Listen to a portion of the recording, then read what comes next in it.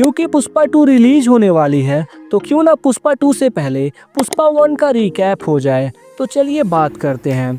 सन 2019 में पुष्पा राज, जो कि एक मजदूर है, वो अपने फ्रेंड केशव के साथ मिलकर लाल चंदन की लकड़ी का तस्करी करने का फैसला करता है। पुष्पा डीएसपी गोविंदप्पा से बचते हुए तस्कर कोड्डा रेड्डी की गैंग में आगे बढ़ता जाता है। कोड्डा रेड्डी का भाई जाली अपने भाई से ज्यादा ध्यान पुष्पा की तरफ देखकर पुष्पा से नफरत करने लगता है। तो वहीं कोड्डा रेड्डी का मालिक सीनू कोड्डा रेड्डी को टनों टन की लकड़ियों की सुरक्षा करने का काम देता है। कोड्डा रेड्डी ये काम पुष्पा को देता है कि अगर कुछ भी गलत हो तो वो लोग सीनू के सामने पुष्पा को गलत साबित कर पाए।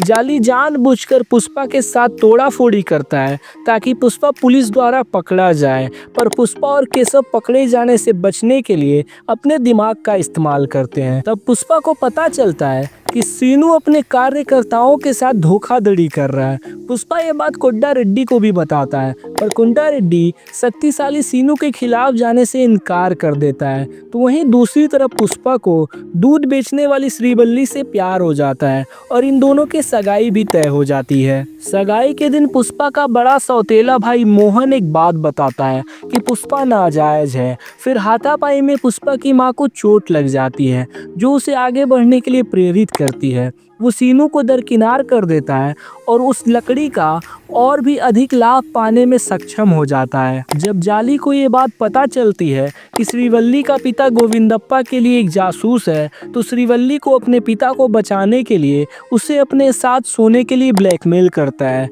श्रीवल्ली जब पुष्पा को ये बात बताती है तो फिर पुष्पा जाली को बहुत मारता है।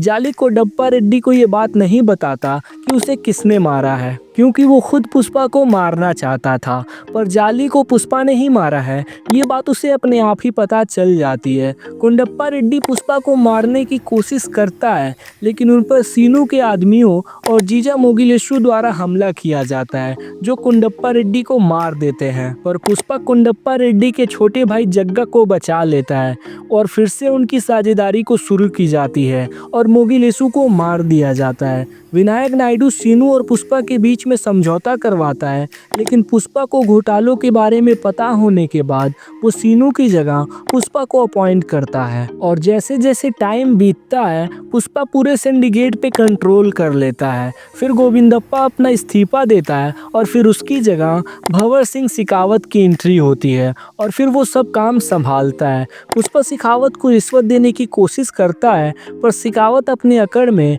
पुष्पा को रेडिकुलेट करता है, यानी अपमान करता है। पुष्पा उस टाइम पे तो खुद को रोक लेता है और शेखावत को कुछ नहीं कहता, पर अपने शादी वाले दिन पुष्पा शेखावत से अपना बदला लेता है और बताता है कि उसने अपनी माँ से वादा किया था कि शादी के दिन तक वो सुरक्षित रहेगा और किसी भी परेशानी में नहीं पड़ेगा। पुष्पा शेखावत के कपड़े उतारने पे उसे मजबूर कर देता है और वो खुद भी वही करता है, ये साबित करने के लिए कि उसने जितना भी प्रतिष्ठा और शक्ति पाई है वो खुद से पाई है, जबकि शेखावत अपनी वर्दी के बिना कुछ भी नहीं है और उसके बिना यहाँ तक कि उसका कुत्ता भी उसे नहीं पहचानेगा। और फिर पुष्पा अपनी शादी करने के लिए श्रीवल्ली के पास चला जाता है और जब अपमानित शेखावत अपने घर जाता है तो उसका कुत्ता भी उसे पहचान नहीं पाता है, जैसा कि पुष्पा ने कहा था। फिर गुस्से में शेखावत उस कुत्ते को गोली मार देता है और बदला लेने की कसम खाते हुए पुष्पा के रिश्वत के पैसे को जला देता है। पुष्पा श्रीवल्ली से शादी करने के बाद बताता है कि अब उसके रूल करने का टाइम शुरू हुआ है। अब इसके आगे की स्टोरी हमें पुष्पा 2 में देखने को मिलने वाली है। बाय द वे, आपको ये पुष्पा 1 का रिकैप वीडियो कैसा लगा? Let me know in the comment section. Alright, thank you so much guys for watching this video till the end. मैं मिलता हूँ आपसे अगली वीडियो में, तब तक के लिए signing out.